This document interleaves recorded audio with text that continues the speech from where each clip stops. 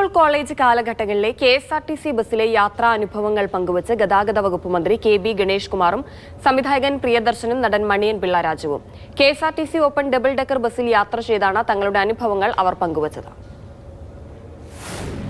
പൂജപ്പുരയിൽ നിന്ന് യൂണിവേഴ്സിറ്റി കോളേജിൽ പോകണം. സ്റ്റുഡൻസ് വള്ളിയാണ്. പക്ഷേ നമുക്ക് താല്പര്യം ബസ്സിനകത്ത് കയറാനല്ല, ബസ്സിൻ്റെ ഫുട്ബോർഡിൽ നിൽക്കാനാണ് താല്പര്യം. ചെങ്ങന്നൂർ ജംഗ്ഷനിൽ നിന്ന് ഞാൻ കയറും. അതേ വണ്ടിയിൽ പൂജപ്പുര ജംഗ്ഷനിൽ നിന്ന് ഒരാൾ കയറും. ഇന്നത്തെ സൂപ്പർ സ്റ്റാർ മോഹൻലാൽ. അവരെല്ലാം MG കോളേജ്, നമ്മൾ യൂണിവേഴ്സിറ്റി കോളേജാണ്. പെൺകുട്ടികൾക്ക് സീറ്റ് മാറി കൊടുക്കുക, ഇങ്ങനെയൊക്കെയുള്ള അന്നത്തെ ആ പ്രായത്തിൻ്റെ കുറേ കളികളുണ്ടല്ലോ.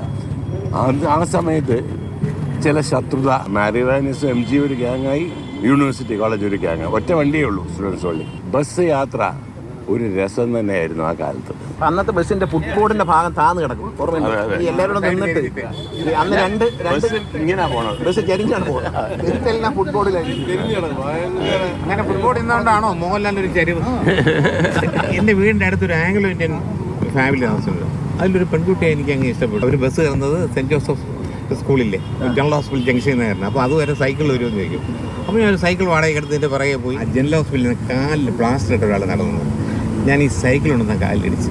അയാൾ ആ വേദന സഹിക്കാൻ വേദന ഈ പെണ്ണുങ്ങളുടെ മുമ്പ് വെച്ച് എന്നെ ഉടുപ്പൊക്കെ ഉപയോഗിച്ചിട്ട് കവാല കുറ്റിക്ക് രണ്ടായി അടിച്ചത് പറഞ്ഞതും ഞാൻ സഹിച്ച്. ഇതെല്ലാ പെണ്ണുങ്ങൾ കേൾക്കുന്നത്. സൈക്കിളിൽ രണ്ട് കാറ്റും തന്നിട്ട് ഞാൻ തിരിഞ്ഞപ്പോൾ ബാക്കിൽ വരുന്ന ബസ്സിൽ നിന്ന് കണ്ടക്ടർ മേഘനാഥൻ എത്തി നോക്കുന്നു. അച്ഛൻ നമ്മുടെ വീടിൻ്റെ അടുത്ത് നോക്കുന്ന അച്ഛൻ്റെ ഫ്രണ്ടാണ്. അയാൾ വീട്ടിൽ ചെന്ന് പറഞ്ഞു കൊടുത്തു. ജനറൽ ഹോസ്പിറ്റൽ ജംഗ്ഷനിൽ നിന്ന് അടി വാങ്ങിക്കുന്നുണ്ട്. പെണ്ണുങ്ങളുടെ പുറകെ പോയിട്ട് അടിയും കൊടുത്ത് സൈക്കിളിൻ്റെ കാറ്റ് ഒരു കിട്ടും. ആദ്യം സിറ്റി സർവീസ് ട്രാവൽ ചെയ്യുമ്പോൾ കളർ തേർന്ന് ഓർമ്മയുണ്ട്. പച്ചയും വെള്ളയും.